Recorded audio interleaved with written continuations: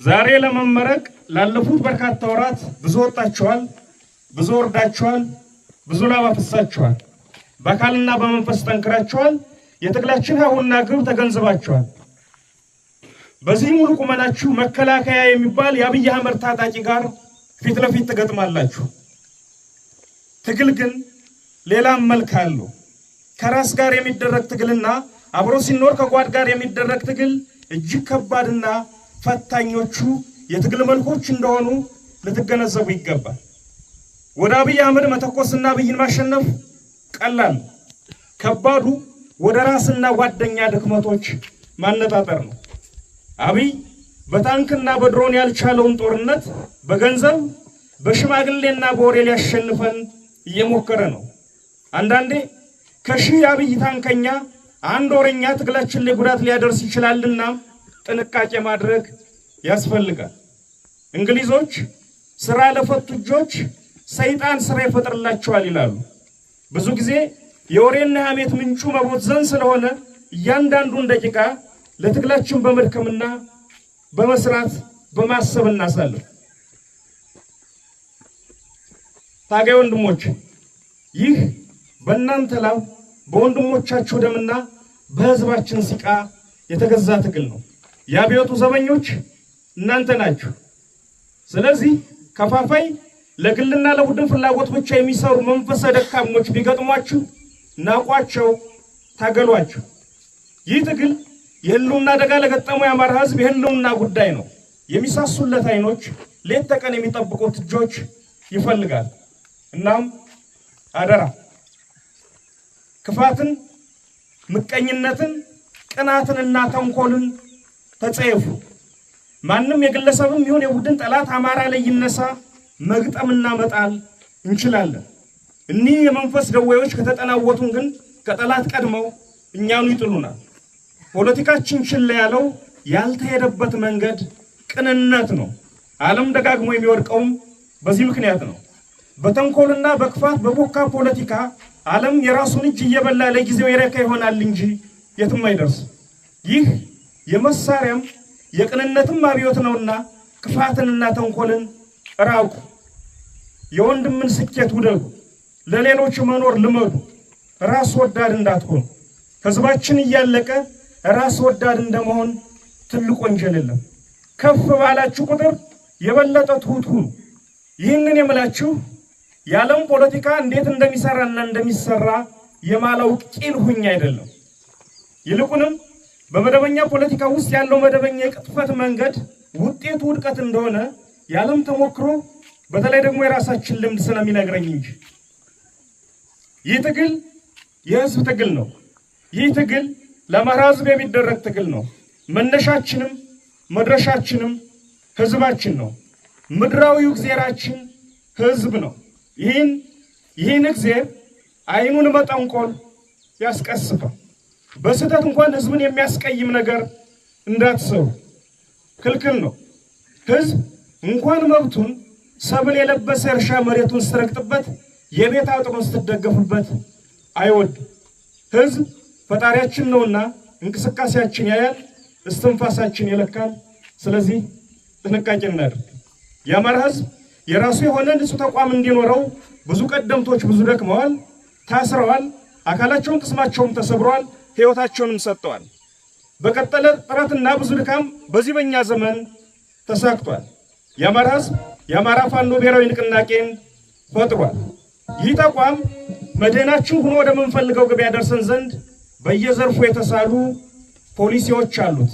የተቋማችን የመጀመሪያውና ቋሚ ፖሊሲያችን ራስን መቻል፣ ሁሉን አቀፍ ራስ በቅነት በየቀኑ ማሳደግ ያስፈልጋል። ለዚህ ደግሞ ድርጅታዊ ውስጣዊ አንድነታችን እናጠናክራለን። ራሱን ያልቻለ አንገት የሚያቅፈው የለውምና። ስለዚህ የዞች ውስጣዊ አንድነት የድርጅታችን አፋብን ጠንካራ ውስጣዊ አንድነት እጅግ አስፈላጊ ነው።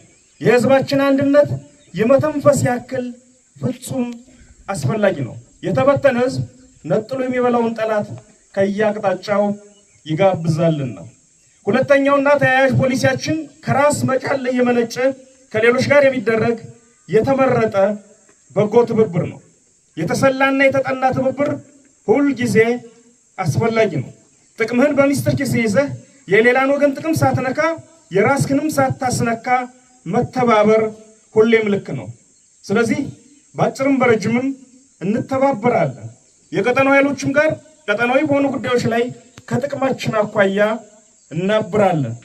ፋኖ ልብ አላለውም የግዙፉና የውስብስቡ የምስራቅ አፍሪካ መልክዓ ፖለቲካ አካል ሆኗል። ወይን ዋይቶ ይወጣል፣ ያለበለዚያ ግብግቡ በሚያስነሳው ማዕበል ውስጥ ይሰጥማል።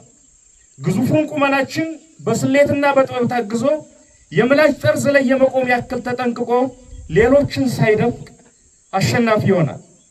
ከዚያ አኳያ በተለይ ከቅርብ ጊዜ ወዲህ የሚስተዋለው ግርግር አማራውን ብቻውን ለማቆም የሚደረግ ሩጫ ነው። በእርግጥ ማንም ኃይል መተማመኛው የራሱ አቅም ነው። የማይሸሽ የማይለወጥና የማይነቅስ የራስ አስተማማኝ አቅም ነው። ይህም ሆኖ አማራ ባለም ፊት ቆሞ ብቻውን ገለባብጦ ተራራውን ሜዳውን ተራራ እንዳላደረገ ሁሉ የአማራ ትግል ተነጥሎ የቆመለት ይከስማል የተባለ ይመስል ይህ ሁሉ ግርግር ፋኖን ብቻውን ለማቆም ነው። ከ3 ዓመታት በፊት ሁሉም የጨዋታው ተሰላፊ የየራሱን ስሌት ይዞ በፕሪቶሪያ መድረክ ቢጫወትም በስምምነቱ ውስጥ የነበሩ የብዙዎች ተሰላፊዎች ድብቅ የጋራ ግብ ግን መቀጣጠል ጀምሮ የነበረውን የአማራና የአብዮት እሳት በጋራ የማጥፋት እቅድ ነበር ብዬ አምናለሁ። በዚህ አደገኛውን ሰደድ የማጥፋት ተልዕኮ ውስጥ ህወሓትና ብልጽግና በደስታ አብረው እንደሚሰለፉ የፕሪቶሪያ ስምምነት ሽማግሌዎችም እርግጠኞች ነበሩ ማለት ይቻላል። ምናልባት የትግራይ ኃይሎች ታሪካዊ ውሳኔ ወስነው ራሳቸውን ግሉል አድርገው ማቆማቸው እስኪታወቅ ድረስ በቀላሉ አማራን ጨፍልቀው ወደ ኤርትራ መሻገርና የየራሳቸውን ግብ ማሳካት እንደሚችሉ እርግጠኞች ነበሩ። ባልጠበቁት ሁኔታ ህወሓት የራሱን ስትራቴጂካዊ ስሌት ይዞ አማራን አልወጋም ኤርትራ ላይም አልዘምትም ሲል ቀመሩ ተዛባ። የአማራ ሁሉና ትግልን በመካከል በፍጥነት ሌላ ደረጃ ላይ ደረሰ። ከመጀመሪያው ቀን ጀምሮ በአንድ እጁ እየተዋጋ በሌላኛው እጁ የራሱን ትግሉን የሚመራ ተቋም ፈጠረ። ይህ ሲሆን የጨዋታው መልክ ሙሉ በሙሉ ተቀየረ ማለት ነው።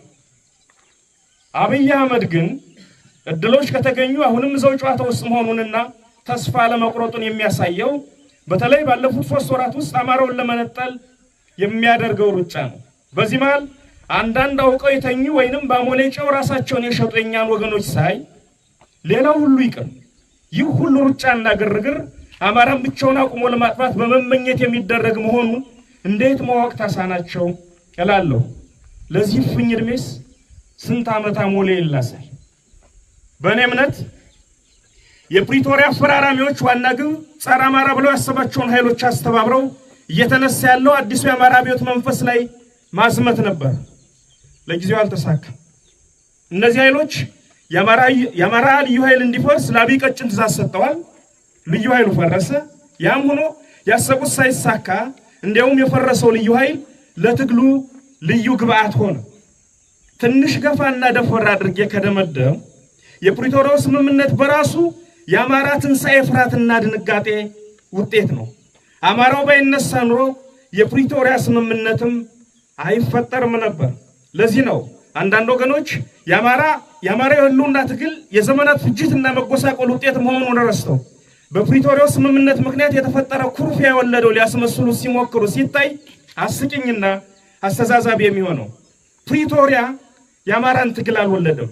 የአማራ መነሳት ፕሪቶሪያን ወለደ እንጂ። ቆላም ነፈሰ ደጋ ጨዋታውን በደም ተጫውተናል። ስርዓቱንም እንደተረገመበት ሰይጣን አፍዝዘን አስቀምጠነዋል። እጣ ፋንታውንም በምንወስደው ቀጣይ ሙሉ ለሙሉ ገፍቶ ይመጣል እርምጃ ላይ እንዲወሰን አድርገነዋል። የዚህ ትብብር ስኬትና ውድቀት ግን የሚቀጥሉት ብዙ ዓመታት የእርስ በርስ እልቂት ወይንም ሰላምና ልማት ማለት እንደሆነ ሁላችንም ልንገነዘብ ይገባል። በዚህ አጋጣሚ ባለሀብት ነን የምትሉና ይህን ትግል ለማፍረስ በድለላ የተሰማራችሁ ወገኖች ታው ከፀሐይ በታች የምትሰሩት እያንዳንዱ ስራ ይታወቃል። እንኳን ከህዝብ ከጎረቤት ተጣልቶ መኖር ይቸግራልና አስቡበት። አርፋችሁ ስራችሁን ስሩ። በዚህ ፖለቲካ ድለላ ውስጥ የተሰማራችሁ አንዳንድ የሃይማኖት አባት ነን የምትሉ የየቤተ እምነቱ ሰዎችም ከዚህ ድርጊታችሁ ተቆጠቡ። ሌላው ቢቀር ቤተ እምነታችሁን ለሚያፈርስ ኃይል አካፋ አቀባይ አትሁኑ። ለምድርም ለሰማይም የማይሆን ነገር አትስሩ። በ80 ዓመታችሁ የ30 ዓመት ጆሮ ጠቢን አትፍሩ። በውድቀታችሁ የጣላችሁትን ዘመንና ሕዝብ ልናቃና ስንደክም ደንቃራ አትሁኑ። ትንሽ እንኳን ፍሩ። ለውዱ የአማራ ሕዝብ ያለምን መከራ ተሸክመሃል። እንድታልቅ ፍጅት ታውጆብሃል። ከዘመናት ሞት ቀመስ እንቅልፍ በኋላ ተነስተሃል። ጠላትህ አቁሰል የምትተዋወሪ አይደለምና ሳትቀብረው እንዳትቀመጥ። ጠላት አንድነትህን በወንዝ ለመክፈል በጎጥ ለመተልተል እየሰራ በመሆኑ በደምህ የገነባውን ቤት የሙጥኝ በል። እንደ ወትሮ ሁሉ በተለይ ደግሞ ከቅርብ ጊዜ ወዲህ አብይ የሃይማኖት ግጭት ለመፍጠር እየሰራ በመሆኑ መዋደድህ የበለጠ መጠንከር ይኖርበታል።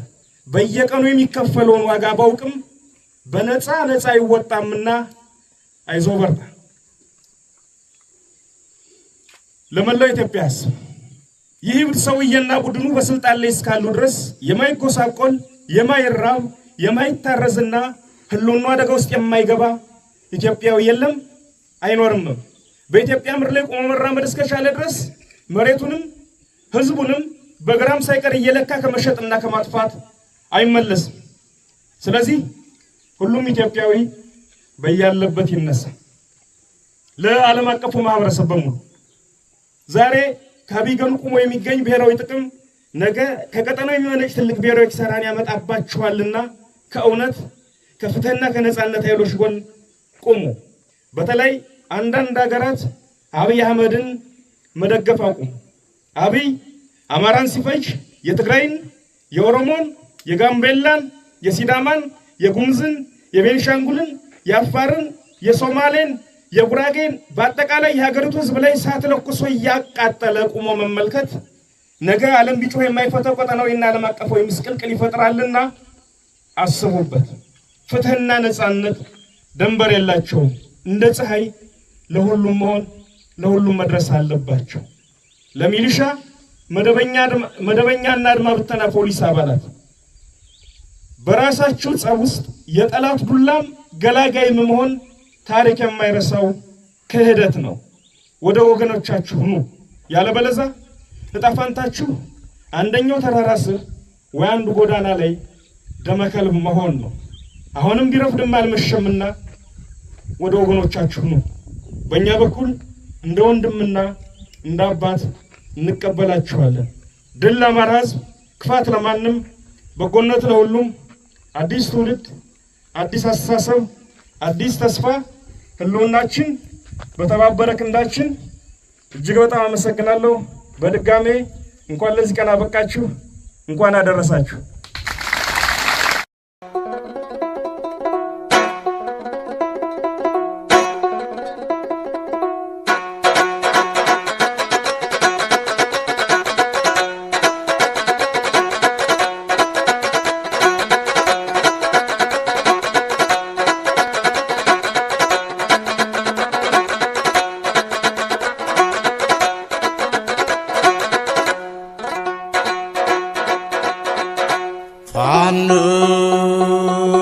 ፋኖ ኧረ ፋኖ ፋኖ ስንጋርጄ ብሎ ጋማውን ጅራቱ ቢጎነዳድቡት አመሉን አይተው ኮርቻ ሲጭኑት